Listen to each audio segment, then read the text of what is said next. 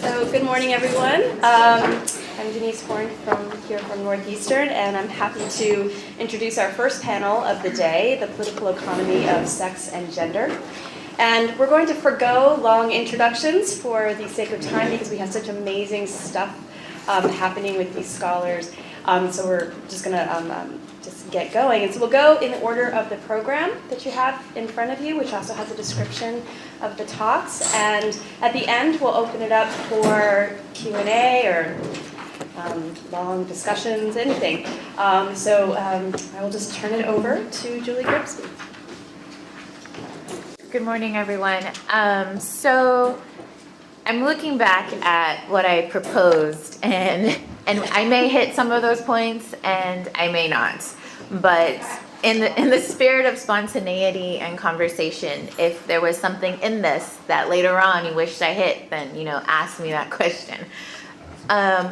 In thinking about pleasure and danger in just my work, I'm an anthropologist. I'm a social culture anthropologist from California, and I study Black women's political organizing around reproductive justice, specifically looking at a lens of a group of serial killers and how women respond to these killings that were happening in Los Angeles. So while I don't entirely discuss that, this is where some of the work comes out of. So I'm thinking through some moments from my field work. And what I want to do is start with how we understand gender and how we understand gender violence.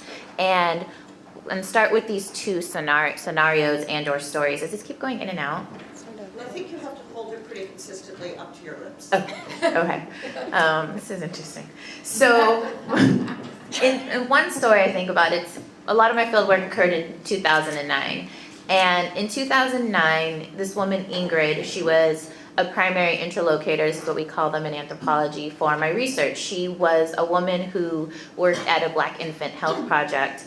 And one night on her way home, she was sexually attacked and assaulted by a co-worker who had been working at the organization with her. And so she tells me this story about how she'd been working several nights at this infant health place with one of the only male workers who had been there. And there was a lot of praise about his commitment to working to a Black infant health project and what that meant in Los Angeles during an economic downturn, right? So you have a lot of men who were unable to find jobs and a lot of cutting of the safety nets. So after a few times, thank you, he had asked her out a few times and she declined this. Hold on. Yes, okay. This is better? Okay. She had, declined his advances. At one night, they were working late, but he was her only resource to get home, right? So she took a ride home from him, and then later he attacked her. Well, part of the conversation about it was when she went back to the organization, people asked her, well, they couldn't actually believe that this was the man who did this, right? And not only did they not only believe that, because of their funding situation, they also did not offer her time off. They also weren't an organization that had health care. So she spent a lot of time on her own. She spent many days in between the attack, in between she actually received health care, because in South Los Angeles there are a few number of clinics that actually offer immediate emergent care. So I want you to think about this story, and then alongside there, in the same year, in 2009, there is this woman, Matisse Richardson, who was a young 24-year-old Black woman who in Malibu walked into this restaurant and ordered it was a fancy restaurant. She ordered a meal, she kind of had a few drinks and then didn't pay. Well, at this place, the employees, they didn't really think that she was doing anything of harm, but they could tell that she was saying some weird things and she might have had too much to drink, or they just weren't sure what was going on. So some of them had offered to pay for her meal, but then they figured, well, if they paid for her meal, then she would kind of be left out, she would have to leave, and then there'd be no one to take care of her. So they ended up calling the police. And so the police then arrest her for citation of failure to pay an innkeeper, right? So failure to pay for dinner. Well, the LA Sheriff's Department holds her for less than about 4 or 5 hours and then release her in the middle of the night, around midnight, in Malibu, and with no money, with no ID, with no car, with nothing, and she disappears. So this in the same year, 11 months later, her body is found and she's dead. And so a part of what happens is there's this history of her mother asking the sheriff's department, well, why didn't you call a 5150 if people said they thought she was making comments that she was from Mars, or they didn't know she was kind of flirting around, or if maybe you thought she had, why isn't there a drug intoxication test? Why wasn't there some measure that was taken before that she was released? And they backpedaled a lot and said, well, we didn't think it was that serious. She could have gone. We don't know what really happened. And when the sheriff's department, when her mother called the next morning, because her mother had called, and she said, well, if you're going to release her, hold her overnight, I'll come and get her in the morning. And they're like, no, that's fine. Because she had a younger daughter, she couldn't pick her up, but they still released her in the middle of the night. Mm-hmm. When the mother calls in the morning and she's gone, and no one has heard from her, no one has found her, the sheriff says, well, why don't you call back in a few hours, and if she hasn't shown up or made any contact with you, maybe then we can do something. Mm-hmm. So what we have here is this series of then the story of where this mother is going back to the police office, is kind of investigating on her own. Later contacts a sheriff's department to get to see if there were dogs, to search for her. There is no search. There is a local manhunt with family members where people are looking for their daughter. And then, like I said, her body is found. Well, the sheriff's department still backpedals on, well, we didn't think it was they haven't ruled it a homicide. She could have just fallen down the creek. Well, they never searched the creek. Well, there were several steps that could have been taken to ensure her life, but there was several processes of neglect or kind of missteps that were taken.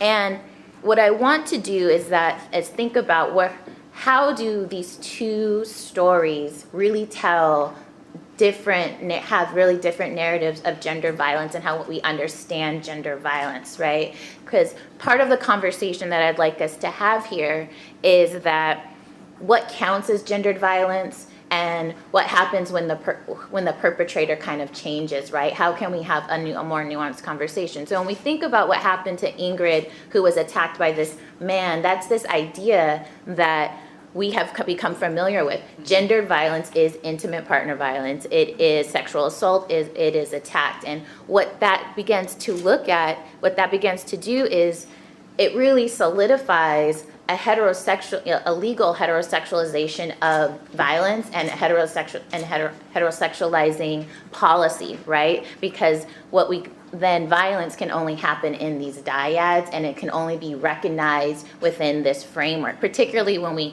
are just calling gender violence anything that only happens to women, right? And then what I also want us to talk about is what that does is puts the onus of the problem on then the victim or on that individual perpetrator, right? And we have to think about how then crime is made individual. So on the other hand, where I'd like us to go is, well, what happens when the onus of the violence is through the neglect of the state, right? And so what happens when in these cases, particularly with Matisse, who was later revealed to be a young queer black woman, is kind of held, falls within the cracks of the system. And what that might mean. What am I doing on time?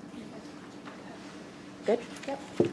And so what and these are kind of the things I would like us to talk about. And I think why it's important is that what we see currently in this current moment in terms of there's a idea of over-policing and how we see that in reproductive justice organizations are, particularly in Cleveland, and particularly with the onset of Ferguson, you see a number of billboards that are being developed and up that say you deserve to parent your child without the fear that he or she will be killed or hurt. Reproductive justice is freedom from violence. And so part of this conversation then is are we taking gendered violence, are we taking violence against women to include violence against women from the state? Are we taking violence against women and reproductive justice to include what that looks like into policy? So was the violence that happened to Ingrid not only the initial attack, but also the fact that there are no clinics in South Los Angeles. Also the fact that she could not get 24-hour emergent care. Was that something that also happened because of state budget cuts, because of this cutting of state safety nets, that those policies and those cuts specifically affected low-income Black women? And then what does that mean in terms of how we understand reproductive justice, heteropatriarchy in this moment? So this is the conversation I'd like to have, and that's my time, and I'm done.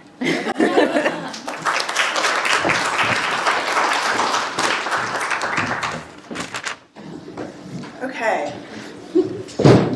It's not on this. It's only on this. It's like a magical thing. Okay. So first I just wanted to thank Susanna for the invitation to come, and Kiki for all of her help organizing everything. It's a real pleasure to be here. And I don't normally have slides, but I didn't want to just read paper, so trying to jazz things up, of course, makes things more complicated. But I'm going to talk about a recent controversy as a way of thinking about the legacy of the sex wars today, and specifically the need to rethink the sex wars logic when it comes to BDSM and sexual politics in particular. The controversy I'll talk about took place last year when, as part of San Francisco Pride, Kink.com hosted a prison-themed play party. Oh, jeez. Kink.com's studios are headquartered in the old San Francisco Armory at 14th and Mission, which is a 200,000 square foot 1914 reproduction of a Moorish castle that served as the National Guard Armory and Arsenal until the 70s. And yeah, this is the pride, the leather pride flag over the armory. Kink.com's founder and CEO, Peter Ackworth, purchased the historic landmark in 2006 amidst much neighborhood debate. And he uses the space, it's like a huge space, to film material for the 18 mostly BDSM-related porn subscription sites that they run. And their content ranges from sex machines to rope bondage to erotic wrestling and etc. The prison-themed party was a typical gay pride circuit party with a sexy prison theme. Oh, geez. Prison of the love. And I'll just read the part at the bottom. Get incarcerated as the Armory Drill Court gets transformed into the world's largest mega club prison yard. What kind of trouble will 3,000 of the world's hottest men get into when in lockdown? Solitary confinement, showers, jailbreak, love and lust, freedom and confinement, all on display in the penal colony. Tickets started at $50. Very soon after the event was announced, it was protested. A boycott campaign on Tumblr released this statement. You probably can't read it. That's okay, I'll read parts to you. And arguing that the party, quote, fetishizes prison sexual assault, a form of violence that primarily affects low-income people of color, particularly LGBTQ people, and makes light of the realities of incarceration that the most marginalized people in the LGBTQ community face. It also points out that the organizers will profit handsomely from the party. This boycott attempt was widely mocked in the local media coverage of the party. Many noted that a prison theme is a ubiquitous trope in gay porn. Some pointed out that it was just a circuit party, not a political event. And many accused the party's critics of being too easily offended, humorless, too sensitive, quote, a handful of angry bloggers and DIY queer and trans social media activists who were offended by the event alleging that it trivialized the LGBT incarceration rate and profited from genocidal practices. Feel free to roll your eyes. Like Sarah Ahmed's feminist killjoy, the protesters were accused of having no sense of humor about oppression, about killing other people's joy by talking about sexism, racism, or other unhappy topics.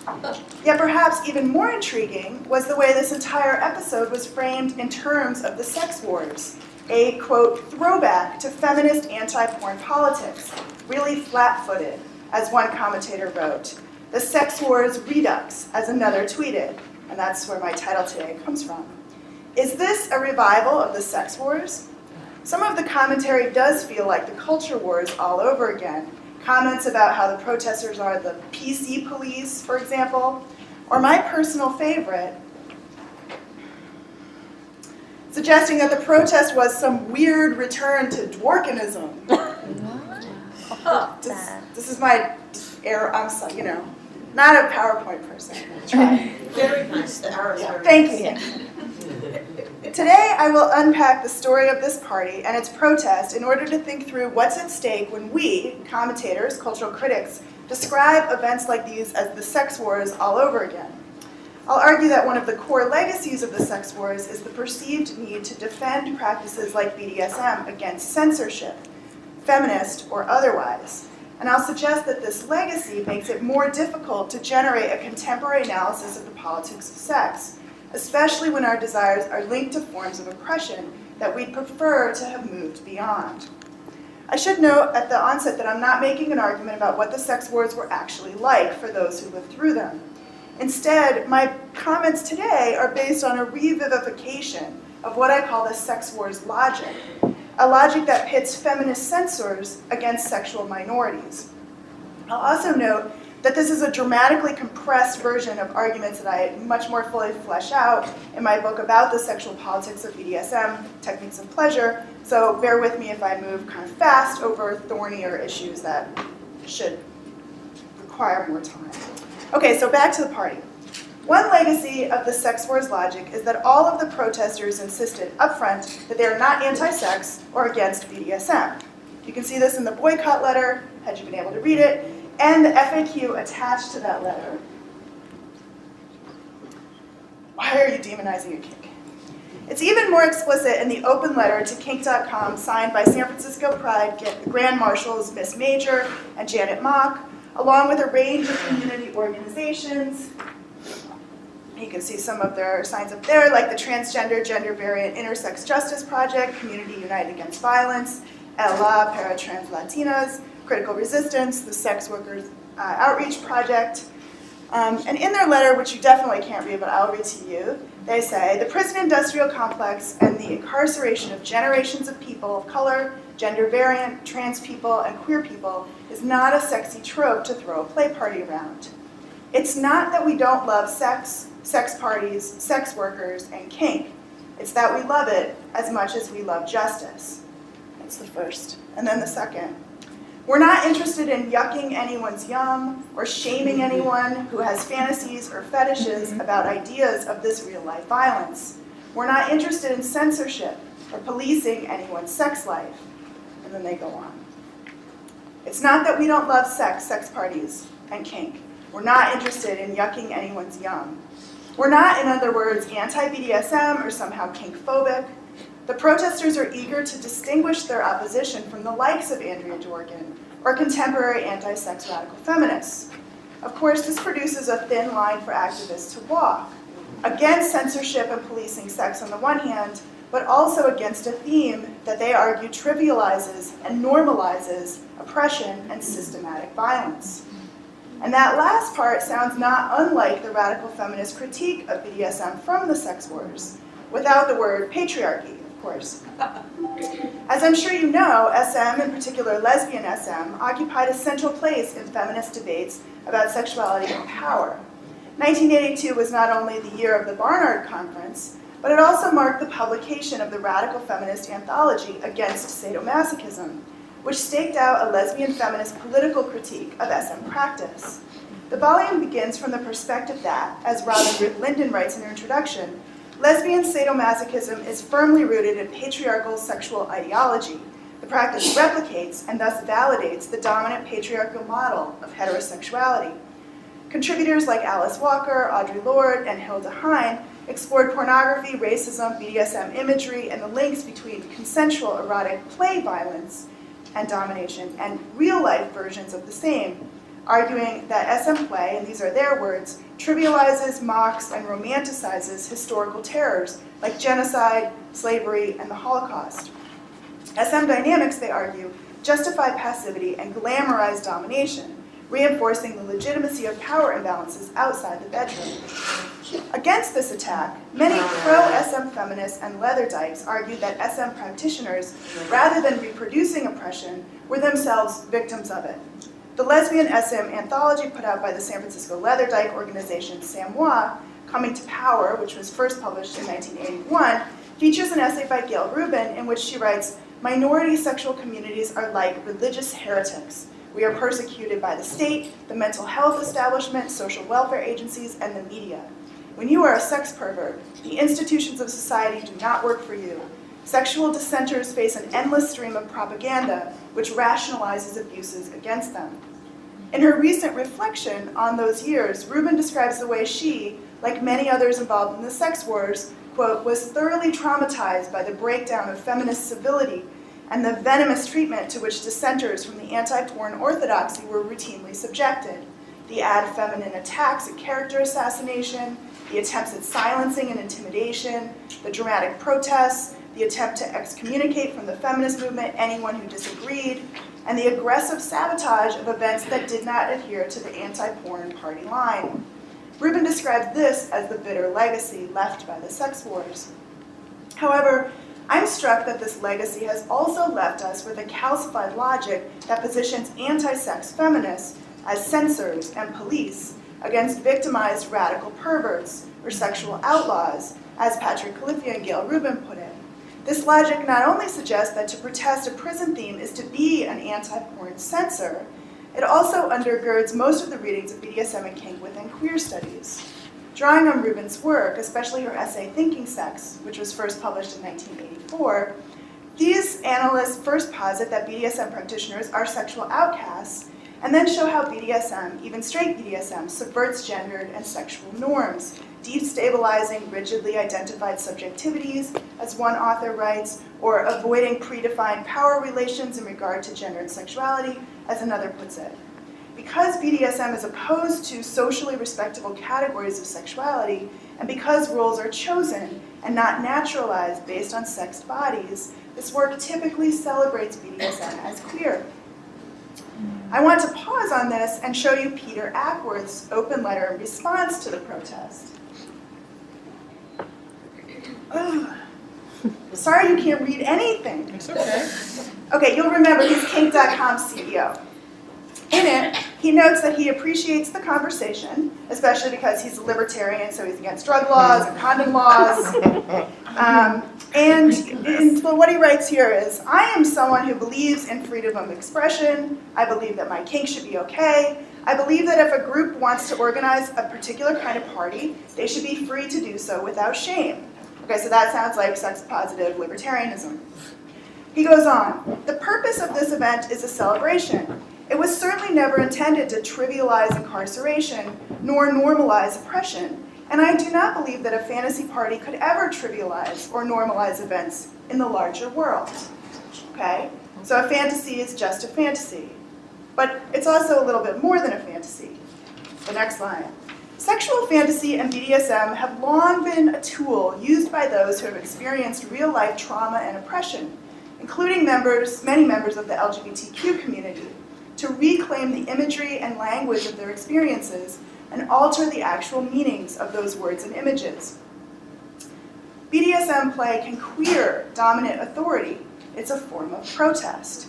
Indeed," he writes, "I ask you to consider the idea that the use of the prison industrial complex as a party theme does not trivialize the experiences of the oppressed.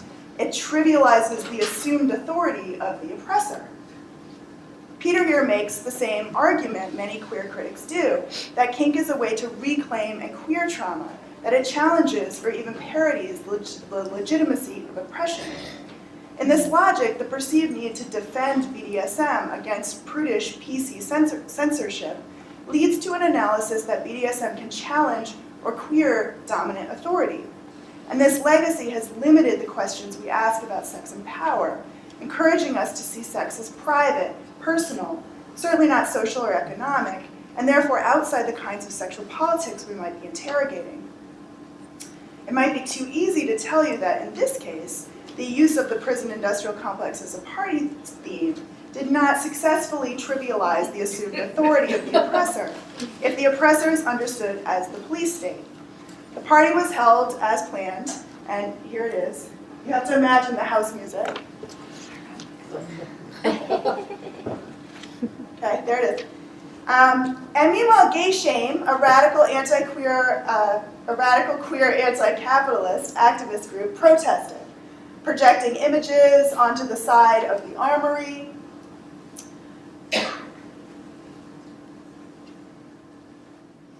And distributing a flyer that read in part, while trans women and gender nonconforming people of color are kidnapped, tortured, brutalized, and murdered by the prison industrial complex, Kink.com and SF Pride have once again turned these genocidal practices into a cash-making joke. It's a bit contentious what happened next. Although most describe the protests as peaceful, 7 protesters were arrested after the demonstration at the 16th Street BART station. We condemn the actions of the SFPD that evening, said one of the National Lawyer Guild lawyers, whose legal observer was among those arrested. It's ironic and troubling that people were there to oppose this criminal justice-themed event, and then the criminal justice system cracked down. This is a travesty, said one Gay Shame spokesperson. On the anniversary of the famed Stonewall Rebellion, where trans and queer people rose up against police brutality, that 7 people would be arrested for protesting an SF Pride-sanctioned party that celebrated state violence and prison rape. It's upsetting to see Pride turned into an event that celebrates the police who have targeted and brutalized queers historically, one person commented online. Can you not see the irony of a prison-themed party calling the cops on queers during Pride and putting them in actual jail? You cannot say that that's just a fantasy. There's much more to say about this problem of just a fantasy, and I will kind of skip that because that's what I do in my book, to analyze the way the BDSM scene is understood as a safe space of consensual desires, private exploration, and freely chosen roles, a space bracketed from real-world oppressions and their politics. Today I want to emphasize that framing the issue as one between pro-sex and anti-sex, or a queer celebration and feminist censorship, has short-circuited a discussion and a real consideration of the politics of our sexual desires. For things have changed since 1982, and I don't mean that the sex wars are passé or that we're beyond it, but rather that the politics of sex has changed. After almost 5 decades of neoliberal restructuring, we live with a near absence of communal thinking or social welfare, and with instead the valorization of personal responsibility, of privacy based on private property, and the destruction of public sexual cultures accessible to poor, young, queer, and transgender communities of color. In our time, sexual citizenship is defined by ownership. Freedom is freedom to consume. You can see the circuit party in terms of what Lisa Dugan calls a homonormative gay and lesbian culture. And you should also see BDSM and other sexual communities in these terms, organized as a marketplace of consumption and deployed, as Miranda Joseph argues, to facilitate the flow of capital. In my reading, then, it seems clear that BDSM must be understood in relation not only, and not even primarily, to transgression of sexual norms, norms that indeed kink flouts quite regularly. Instead, BDSM must be read in relation to larger shifts in political economy, to the proliferation of sexualities, sexual services, commodities, and purveyors in the US, to neoliberal class and race dynamics in our cities and outside of them, and to the expansion of new sexual technological industries and consumer-based identities. In these transformations, BDSM and other queer communities don't stand outside or subvert or resist capitalism and its voracious markets. Instead, they feed them. Perhaps it is the painfulness of recognizing queer complicity with both capitalism and structures of oppression that makes the sex wars logic an inviting one. Who doesn't want to defend sex radicals against censorship? Who doesn't want to celebrate queer sex as oppositional, transgressive, even transformational?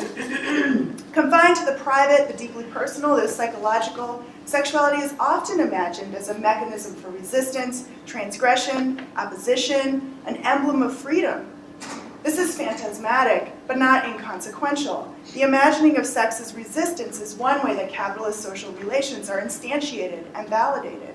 And such valorizations might also prevent us from asking whether or how sexual dissonance might also reproduce relations of domination, most crucially racism and capitalism.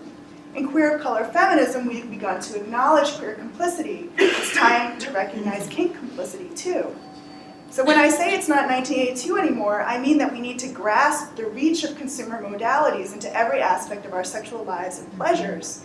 We need to evaluate sexual politics in this particular historical moment in relation to shifting dynamics of racialization and gendered and sexualized oppression, the expansion of policing and surveillance of poor people, queer people, people of color, the growth of the for-profit prison industry, at a time when the San Francisco police station is an LGBT safe space, but only for some, of course, the bad queers who are more likely to be victims of police brutality than the shirtless prisoners of love.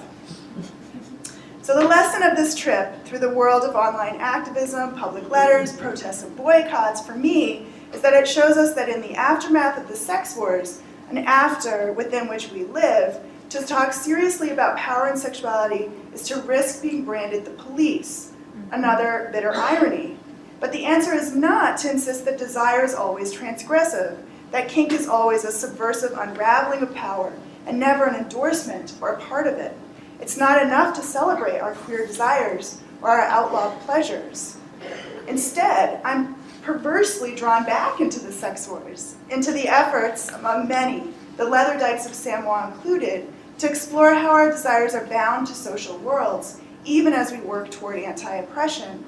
I'm thinking of all those efforts at consciousness raising around sex, desire, power, those efforts to unflinchingly uncover the social context, the history, even, I might say, the political economy of our desires. The queer not as radical transgressions, but as, in Jose Munoz's terms, an emergence, a potentiality, a utopian desire for something yet to come. In my own work, the book I'm working on now on queer left activism, that's motivated by that kind of queer. A queer political desire that reaches for an otherwise while grounded in what is. And this, in the end, is how I read that open letter, which you still can't read. We're not interested in yucking anyone's yum or shaming anyone who has fantasies or fetishes about ideas of this real-life violence. We're not interested in censorship or policing anyone's sex life. We are interested in public space and party themes that get us closer to liberation from systematic and administrative violence, and do not recreate a culture that normalizes or continues our oppression. Against a framework that insists that sexuality is a cordoned off space of private desire or individual kink, and that politics consists of defending private property, this is a call for public spaces that might advance liberation and justice. In order to get there, I think, we need to loosen the hold the sex wars logic has on our ability to analyze sex and power, and instead redirect ourselves to the social world from which we draw our fantasies and in which we live them out.